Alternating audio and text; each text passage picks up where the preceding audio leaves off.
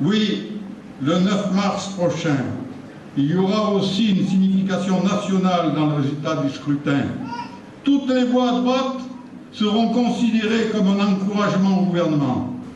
Tout le monde s'accorde à dire d'ailleurs que ce gouvernement attend que les élections soient passées pour imposer une politique de rigueur qui sera encore plus rude, sauf pour les riches, que celle qui est pratiquée aujourd'hui.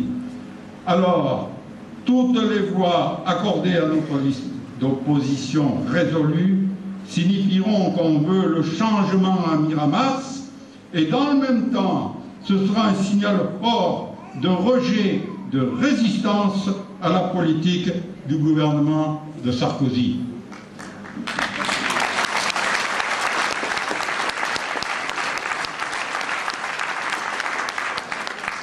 Je voudrais profiter de mon intervention pour évoquer la question de l'union des forces de gauche. C'est une question importante et décisive, et je ne veux pas l'esquiver. Tout le monde se souvient de 2001 et des conséquences qui en ont découlé. Beaucoup ont considéré le résultat de 2001 comme une grande injustice et ne veulent pas revivre ce traumatisme. Et ils nous interrogent. Je veux que les choses soient claires, d'autant qu'un candidat évoquant cette question a tenu des propos très polémiques à notre égard au cours d'une réunion publique qui s'est tenue à la salle des fêtes il y a quelques jours.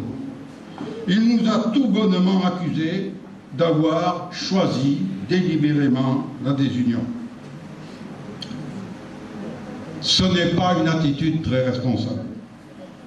Quand on se dit de gauche et qu'on désire l'union, engager la polémique sur ce sujet, ce n'est pas la meilleure façon de faire avancer les choses dans le bon sens qu'on souhaite. Déjà, dans le passé, ce candidat a fait preuve d'agressivité à mon égard quand il écrivait « Carlin, Torrent, ce duo infernal ». Et il a fait preuve d'irresponsabilité en décidant, bien avant le premier tour de 2001, de se maintenir au deuxième tour en déclarant, je cite, « Les ralliements à Georges Torrent au second tour seront strictement interdits » avec le mot d'ordre « faire barrage à Georges Torrent et faire barrage à Pierre Carlin ». On sait aujourd'hui à qui tout cela a profité et on mesure les conséquences pour Miramas et sa population d'une telle attitude. Puisqu'il faut dire plusieurs fois les mêmes choses pour qu'elles soient entendues. Je veux le redire ce soir.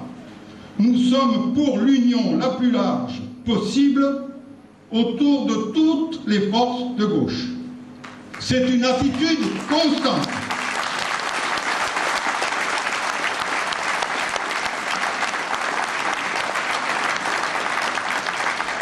C'est une position de principe, car c'est la seule façon d'être vraiment efficace pour battre la droite.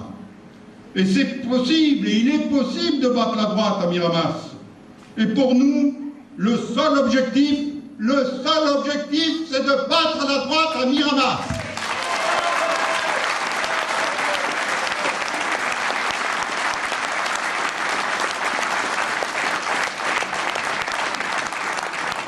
C'est pourquoi nous avons pris l'initiative de discuter avec toutes les forces de gauche. Des rencontres ont finalement eu lieu avec nos partenaires socialistes et leurs alliés. Au terme de ces discussions, où l'on nous réservait que quelques strapontins, nous avons proposé que la liste commune que nous préconisions soit constituée moitié-moitié et que toutes les responsabilités, notamment les adjoints et les délégués au SAN, soient partagées à égalité également. Cette proposition, raisonnable, responsable, réaliste, a été rejetée sans discussion en quelques minutes par celui, justement, qui polémique sur ce sujet aujourd'hui. Nous avons pris acte de ce blocage, mais nous n'avons pas polémiqué. Nous n'avons pas voulu envenimer les choses, envenimer la situation. Nous avons voulu privilégier toutes les possibilités de nous retrouver en ne dressant aucun obstacle supplémentaire en ne créant aucun prétexte qui aurait pu justifier cette situation de blocage. Alors, de grâce, que personne ne vienne nous donner de leçons sur ce sujet. Nous ne prenons pas l'initiative de la polémique. Nous ne mettons pas de l'huile sur le feu. Nous ne dressons aucun obstacle sur le chemin de l'union, parce que notre unique objectif, je viens de le dire et je le répète, c'est de battre la droite pour améliorer la vie de nos concitoyens.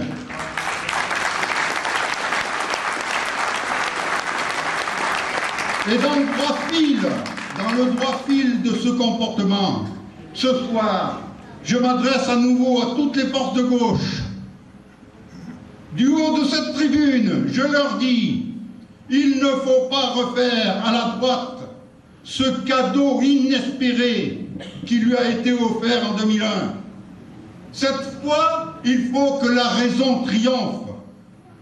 Chers amis, devant vous, je vais prendre un engagement. Je prends l'engagement d'appeler, dès le soir du premier tour, au rassemblement des forces de gauche pour le deuxième tour. Je propose que les autres forces de gauche prennent le même engagement public.